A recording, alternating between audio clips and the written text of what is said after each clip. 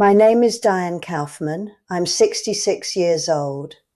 I want to tell you something I've been sitting with for a while, and I'm going to try to say it the right way, not the polished way, the right way. Those are different things, and I've spent enough of my life confusing them. I planned my retirement. I want to be absolutely clear about that. I'm not someone who stumbled into this or let it happen to her. I spent 2 years, probably closer to 3 if I'm being accurate, deliberately winding things down. The finances were structured carefully, with help from people who understood the specifics better than I did. The timeline was mine. I chose the date. I closed things in the right order. I handed off what needed to be handed off. I said the right goodbyes. And then I crossed the line I had drawn for myself on the day I had drawn it, and I thought, I did this correctly. I'm ready. I was not ready. That's the thing I want to talk about, not the financial part. I'm not going to talk about money today. That's not what this is. What I want to talk about is what lives underneath the planning, what the calendar doesn't touch, what the spreadsheet doesn't reach. Because there's a version of the retirement conversation that goes like this. If you plan carefully enough, if you handle the savings and the Medicare and the fixed income and the housing and all of it, you're prepared. You've done the work. You've earned the transition. Check the boxes. Cross the line. You're fine. Here's what I actually think. You can do all of that correctly. You can check every single box. And there is still something underneath all of it that the planning doesn't reach. Something quieter and harder to name. Something that has nothing to do with Social Security or savings or any of the financial architecture you've spent years building. And if you've built a career, really built something, not just worked somewhere, but built something that was genuinely yours, that you made from less than you needed and more than you thought possible, I think this particular thing lands harder than most people say out loud. I'm 66. I live in South Florida. My husband Richard and I have been married 38 years. I have 2 children. Jonathan is in New York. He works in finance. He's better at it than I am. I take no credit for that. Sophie is nearby with her husband Adam and their 2 children, Noah and Claire, who are 9 and 6, and who are each, in completely different ways, going to be a great deal of trouble for everyone around them in the most entertaining possible way. I have a full life, a real one. On paper, it looks like a complete thing. I thought I was ready. I want to tell you exactly how I got it wrong. What I got wrong wasn't the plan. The plan was fine. What I got wrong was the assumption underneath the plan. The assumption that if I engineered the exit well enough, the entrance to what came next would simply be there, waiting, manageable, that I could design one side of the door and the other side would take care of itself. The other side was not what I expected. What was waiting on the other side was a version of a question I thought I had already answered years ago. Who am I when the work stops? What is left when the thing I was very good at is no longer the thing I'm doing? I thought I knew. I was wrong.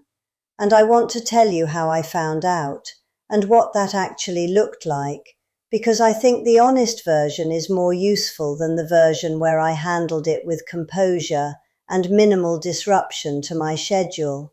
I did not handle it with composure. Richard would confirm this, quietly, and with very few words, because that's how he confirms things. The specific fear, and I want to name it precisely, because naming it is the only thing that made it workable, was this, that maybe the work was the interesting part, that without it what remained was something I hadn't fully examined in 40 years, and that the examination, when it finally came, might not go as well as I'd hoped. Not that I'd be unhappy, not exactly a fear of boredom, something more specific than that. A fear that I would finally stop long enough to look at what I was made of without the work to organize it, and find it thinner than I'd believed, less substantial than the version I'd been presenting. That's the version I'm telling you. There's a version where I look good. That's not this one. I want to go back somewhere specific before I get to what I noticed. I need to take you to a morning in my early 40s. I won't give you the exact year, that's not the point. But the business had been running about 10 years at that point. A service business. I won't get into the specifics because they don't matter, but it was mine, entirely mine, built from nothing. And I mean nothing in the literal sense, not the version people sometimes soften into something more modest. I started it with a client list I'd written by hand on an index card and a rental office that cost me more per month than I could comfortably afford. By the time I'm talking about, I had 12 people working for me, a client list I was proud of. The kind of operation where my opinion was the one that resolved disagreements, where my read on something was the one people waited for. Not because I demanded that, I actually worked against it at certain points, but because that's what had happened over time. And on this particular Wednesday, I was in before anyone else, 7 in the morning. I had a legal pad in front of me. I did everything on legal pads. It was the one habit my assistant Ellen found genuinely baffling. She used to leave printed templates on my desk as a gentle suggestion, and I was making a list of what the day needed, not an impressive list. A vendor issue I had to resolve before noon. A contract I needed to read again before I signed it. A call with a client who had been patient for longer than I deserved and who I owed a direct conversation. Small things, real things, manageable. And I remember sitting there looking at that list and having a thought I didn't examine at the time. I know exactly what I'm doing today. I know who needs me. I know what this day is for. I thought that was just what a Wednesday felt like. I have thought about that Wednesday many times in the past 2 years, because now I understand, with a clarity I didn't have then, what I had without knowing I had it. A shape, a purpose that arrived pre-built every morning without me having to construct it from nothing.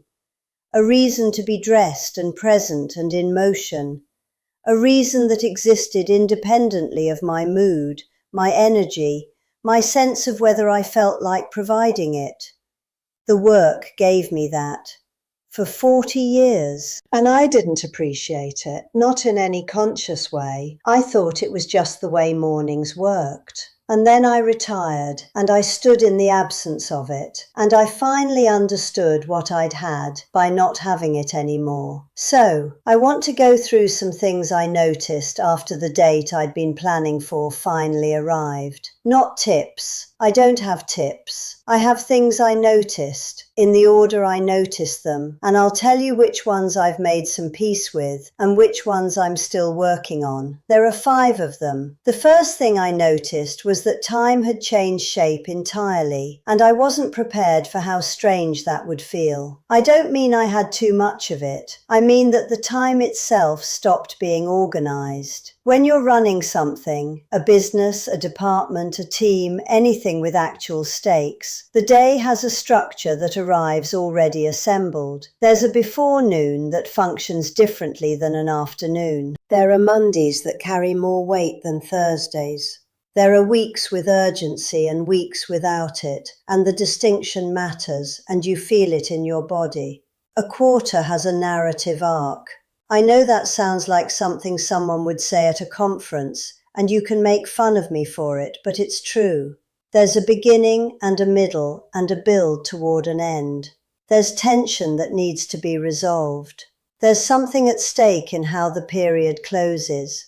I lived inside that rhythm for so long that I didn't realize it was what was organizing my relationship with time. I thought time was just time. Days were days. When the work stopped, the hours didn't stop. There were still 24 of them, but they had lost their architecture. A Tuesday in November felt identical to a Friday in March. There was no texture to the difference. Everything had the same low hum of availability. And that sameness, I don't know how to explain how disorienting it is unless you've stood in it. You'd think it would feel like relief, like finally having room to breathe. It doesn't. It feels like a room where someone removed all the furniture, and you keep walking into spaces where things used to be. I spent about 3 months like that. Not depressed. I want to be accurate about this, because I think there's a tendency to reach for clinical language when something is really just disorientation. I wasn't depressed. I was unmoored, unable to locate myself in the week, unable to feel the difference between one day and another in any meaningful way. What I figured out eventually, later than I should have, was that I needed to rebuild structure. Not the same structure, not a performance of working. I've seen people do that version, where retirement becomes an aggressive scheduling of activities that are all proxies for the job they used to have. And it's uncomfortable to witness because the effort is visible in exactly the wrong way. What I mean is intentional shape. A morning that I'd designed to have a reason. A week with some architecture that I had chosen, not inherited. That took me longer to build than I expected. And I'll tell you something else. The shape I built in month 4 is not the shape I have now. It keeps needing revision. I keep outgrowing versions of it and needing to build the next one. I didn't know that was going to be an ongoing project. I thought you figured it out once and then you had it. You don't figure it out once, or at least I haven't. The second thing I noticed, and I want to be precise about this, because I think the imprecise version of it is less useful, is that I had significantly overestimated how many dimensions I actually had. I thought of myself as a full person. I want to be honest about what I mean. I had Richard, who has always been more of a full person than I've given him credit for at various points in our marriage. I had the children. I had opinions about things that had nothing to do with business or money or any professional concern whatsoever. I read, not just business books, real reading. I traveled. I had friendships I valued. I was interested in the world outside my work. I was certain of this. I had evidence. And then the work stopped. And I discovered that while all of those other dimensions were genuine, they were also, in certain ways, thinner than I'd realized. Because for 40 years, the professional dimension had been in the center of everything.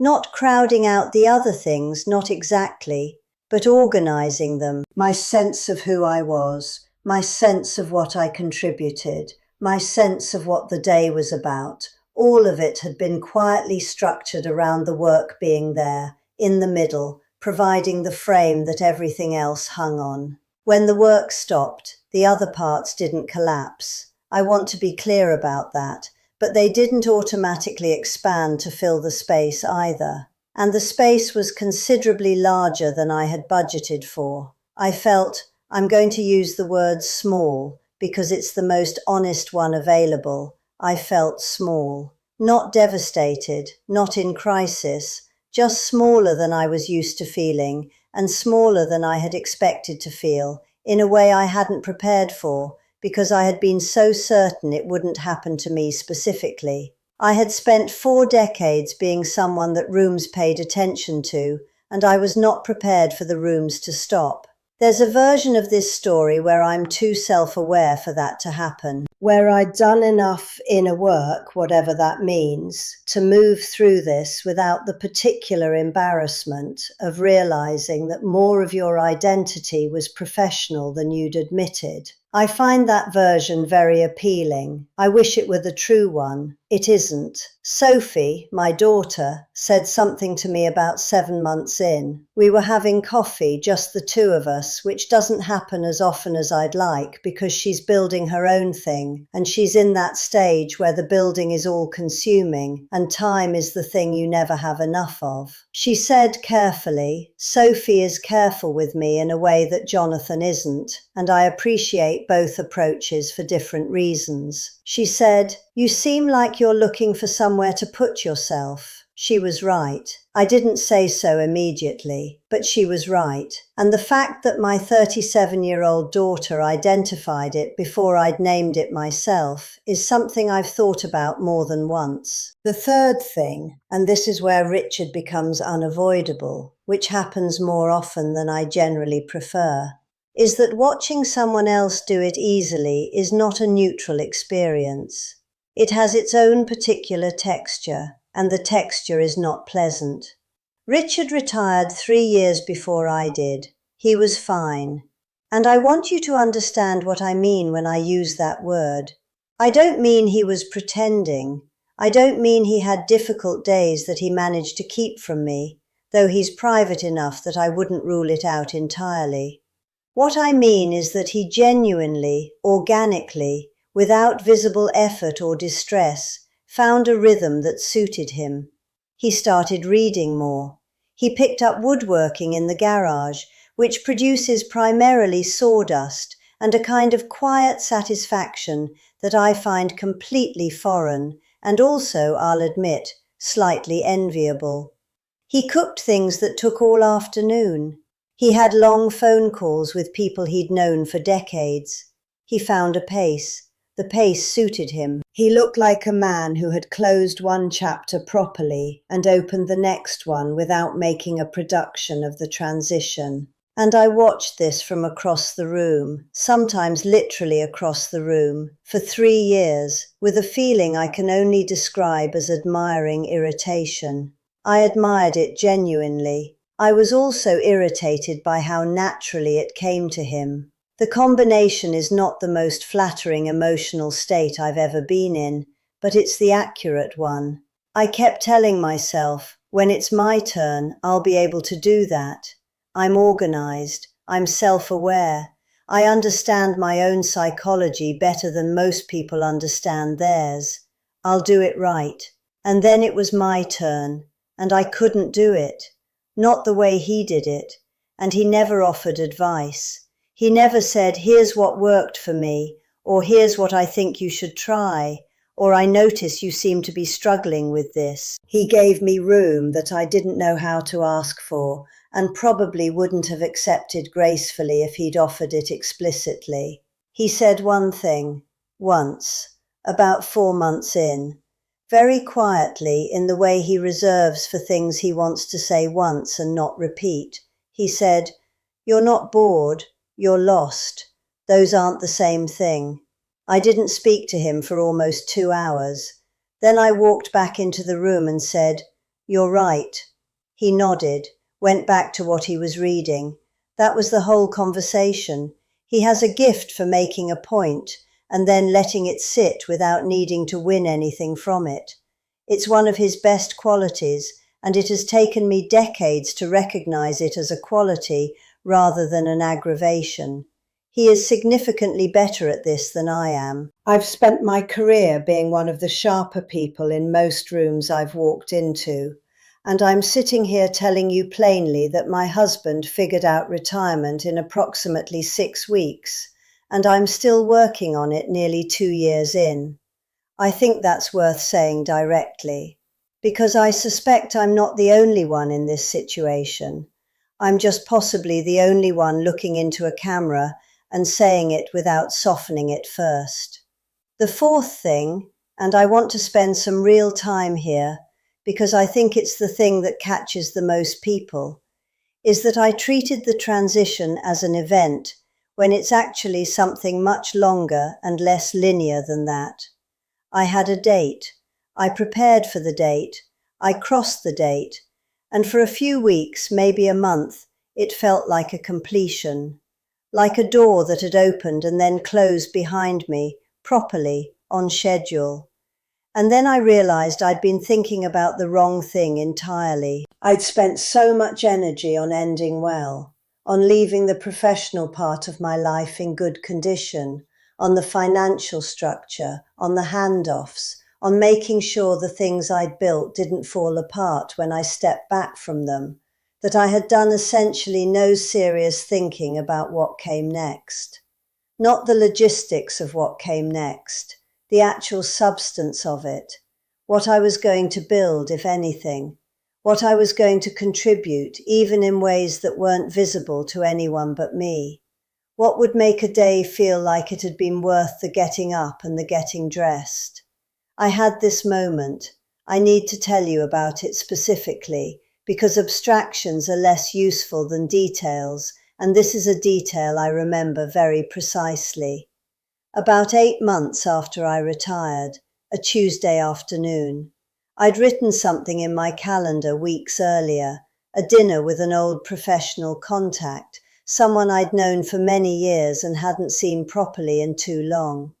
I got dressed, put on the blazer, looked in the mirror, and then, for some reason I can't fully explain, I looked at the actual date on my phone. The dinner had been 3 weeks ago. I'd written it in the wrong week. Not the wrong day, the wrong week entirely. I stood in the bedroom, fully dressed, blazer on, nowhere to be. I stood there for probably 10 minutes, and I had a thought that I have returned to many times since, because it was the first thought I'd had in 8 months that felt like it was actually about what was happening. I thought, this is what transition actually means. Not the date you plan, not the ceremony of it, not the speech someone gives at the thing they throw for you. A Tuesday afternoon when you're dressed for something that doesn't exist, and the calendar has nothing to say about it. I sat down on the bed. I laughed a little, because the situation was genuinely absurd, and then I cried a little, because underneath the absurdity was something real, and then I was fine.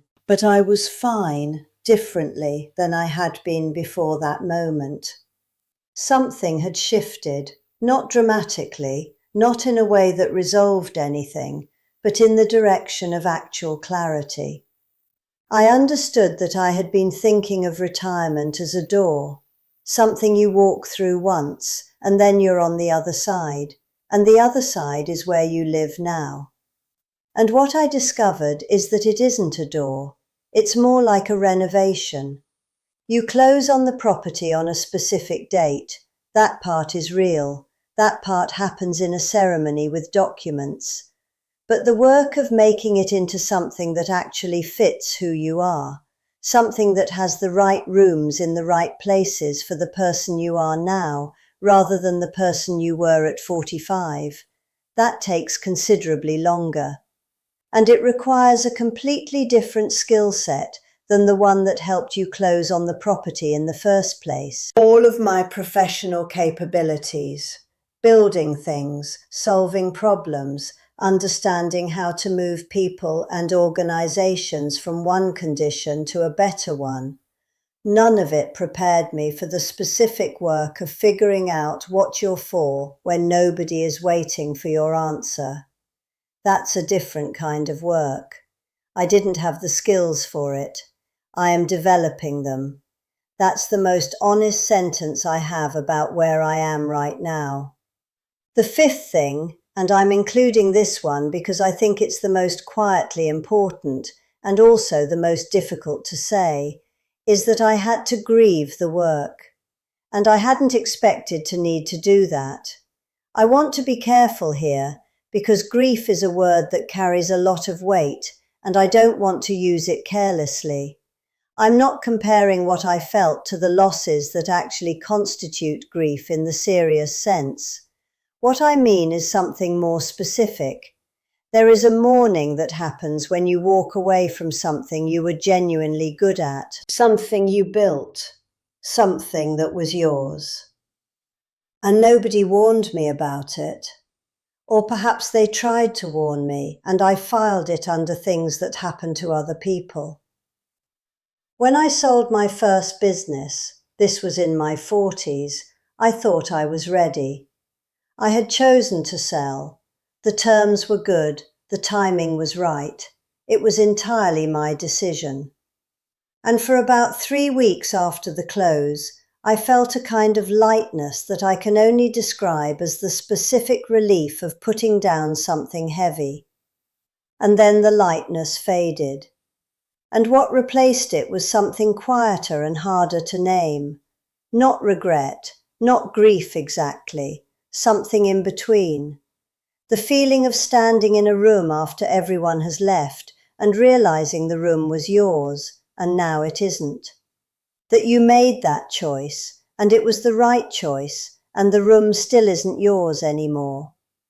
I felt a version of that when I retired, a smaller version because I had prepared better by then, but it was there, the sense of walking away from a way of being in the world that had given my life its primary shape for 4 decades. And I hadn't left room in the plan for that. I hadn't budgeted the time or the emotional space to simply acknowledge it, to say, that was real and it's over and I'm allowed to notice that. Instead, I went straight to the project of figuring out what came next. And I think I moved too fast. I think I skipped something that needed to be felt before it could be finished with.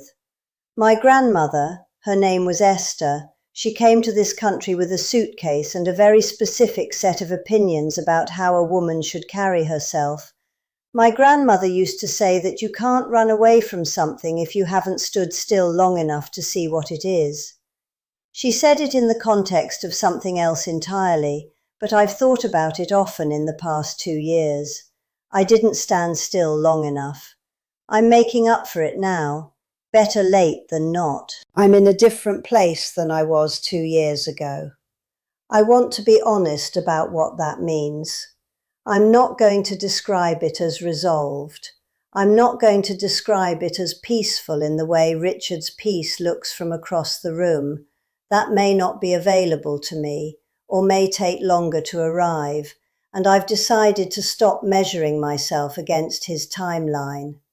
What I would say is more honest, more accurately calibrated. I understand more clearly now what the work was actually giving me, which means I can be more deliberate about building those things from other sources. The sense of purpose, I'm building that here, in part, and in a few other ways I won't get into yet. The sense of structure, I have a version of that now that's mine, that I designed. The sense of contributing something, that one is the ongoing project. I haven't fully solved it. I'm working on it. Richard thinks I've become more interesting since I stopped pretending I had it figured out. He said it once and then retreated to the garage, which was wise. I chose to take it as a compliment. There is no tidy ending to this. I'm not going to manufacture one. The trap in the title, retiring on time being a trap, wasn't the timing. The timing was exactly right. The trap was the assumption underneath the timing, that doing it correctly on the outside would mean the inside followed automatically, that the plan covered the whole thing. It didn't. Plans rarely do. The inside has its own schedule, its own pace, its own particular demands. I'm still negotiating with mine. I expect I will be for some time. That might be the most useful thing I can offer you. Not that it gets easy, but that the negotiation is worth having.